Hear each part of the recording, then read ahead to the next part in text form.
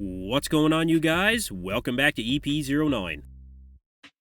Alright, I want to start this one off with a massive congratulations to Ivan Banjanac, which I apologize even for probably pronouncing that incorrectly, but I mean, you guys all know who this is. For me, Even Bodybuilding has been a go-to YouTube channel for bodybuilding news for years for me.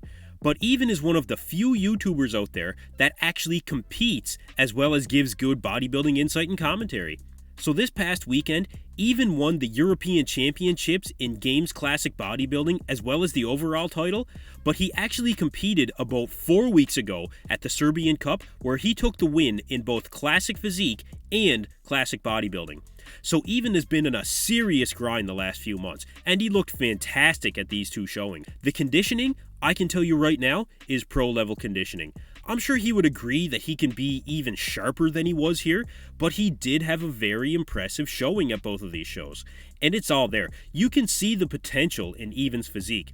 His proportions and flow really stand out. Great shoulders, good quads, and he's a tall competitor too. Overall, a very impressive classic physique. Even is now eyeing a pro card win, so his future plans are to take 3 or so years off from competing, gain the necessary size to be more competitive, and go after a pro card. And I really wanted to highlight that here because, like I said, he doesn't just talk bodybuilding, he actually lives bodybuilding. So congrats to Even, head on over to his page, Even Bodybuilding, show him some support, and I'm sure he'll be back on YouTube for all of us again soon. Alright, so I have a couple of updates from the upcoming New York Pro, and we're going to start with an update from Robin Strand, a fellow Canadian actually. So Robin is set to compete at the New York Pro in about 2 weeks, and he's made some big improvements over the last, 3 or so weeks that I've seen. Conditioning-wise, Robin is really dialing in and starting to shred down, but he's still maintaining that mass. He'll be one of the bigger guys on that New York Pro stage from a muscle mass standpoint. He's really wide in the back poses, good detail on the back double, good quad sweep, impressive hands on hip, most muscular. He's got a great side tricep pose, and as he continues to dial in and his waist continues to shrink down, as long as he maintains control of his midsection, I think his X-frame is going to continue to improve, and I think overall, he'll be a great addition to this New York Pro lineup. It looks like he's going to come in shape so far. Robin is also a co-host of the Canadian Beef podcast on YouTube with Morgan McDonald, so go check that out for more content from Robin as well. Alright, next up, we have another New York Pro competitor that not many people have been talking about. Josef Kveton is coming in fresh off of his 4th place finish at the Arnold Classic Brazil, and he was actually one of the first to announce that he was doing New York that I noticed. He hasn't posted a ton of update pictures, but he posted one update about 2 weeks ago where he said he's weighing in at 132 kilograms. Now guys, that's 291 pounds. Not many guys are going to be that heavy in New York, that's for sure. So could we be looking at a dark horse for the New York Pro top 5 here? Well, I think judging by these update pictures, he looks like he's going to come into New York better than he was in Brazil. I think his proportions are good. He could use some more quads, but the quads aren't very far out of proportion to the upper body. His lats are popping out from the front. Conditioning looks pretty good, but, there's definitely some stiff competition at the New York Pro. Tougher than the Arnold Brazil, I think. He'll really have to bring some improvements to get into that top 5 conversation. I think he was a bit flat at the Arnold Brazil personally, but he was in pretty good shape, so that could be an advantage for Josef going into this one. So we'll see how he stacks up in that New York Pro lineup. Alright, so in the world of the business of bodybuilding, we had both Justin Shier and Nathan Epler leave Hosstile Supplements this week, which actually surprised a lot of us fans out there, especially with Justin because Fouad just announced not long ago that Justin had signed a 5-year contract with Hosstile, which, as you guys know, is unheard of in the supplement world these days. And I wanted to focus on Justin specifically in this video. After Fouad released his public statement regarding the split, Justin issued his own public statement for the fans. Check it out.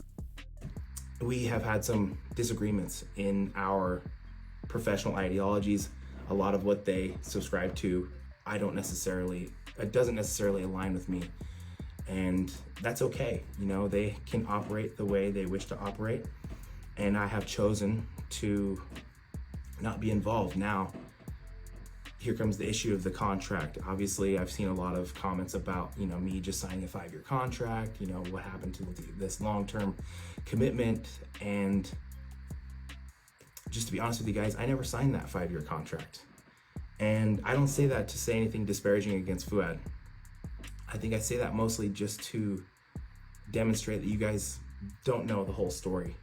Now, Fouad and I had discussed terms after that, and we have addressed this issue personally, and those discussions will, remain private. You're never wrong for doing what's right. Do what's right for you and your family, and that's exactly what I'm doing right now. And Justin is right. We don't know the details of his contract or all of the expectations from Hosstile, but we do know that something as simple as Hosstile requiring athletes to exclusively do Fouad's podcast was a requirement. Other details, again, we don't know, but Hosstile does have a reputation of requiring things from their athletes that, frankly, other supplement companies just may not.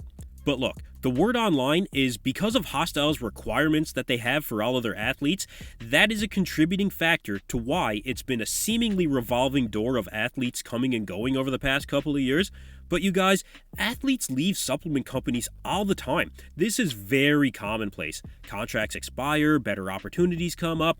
The reason the perception of the revolving door is there with Hosstile is because Fouad has the most popular podcast in the world for bodybuilding. There's no hiding when regular contributors don't show up anymore. But look, relationships get soured because of that too. Unfortunately, that's part of business sometimes. And especially with Fouad, I think that he really has more of a personal relationship with these guys. And look, not everybody would agree with that when it comes to being in business. Business separate, personal separate. That's what a lot of people say. But at the end of the day, Justin is a great athlete with a bright future in bodybuilding. Hosstile is going to continue to grow as a brand and in popularity. And both Fouad and Justin, I think, are better now than they were before they had any association together. So for me, I say good luck to both of them, and I can't wait to see Justin on stage at that Chicago Pro. Anyway, that's it for me in this video, you guys. Thank you for tuning in to EP09. Be sure to like and subscribe.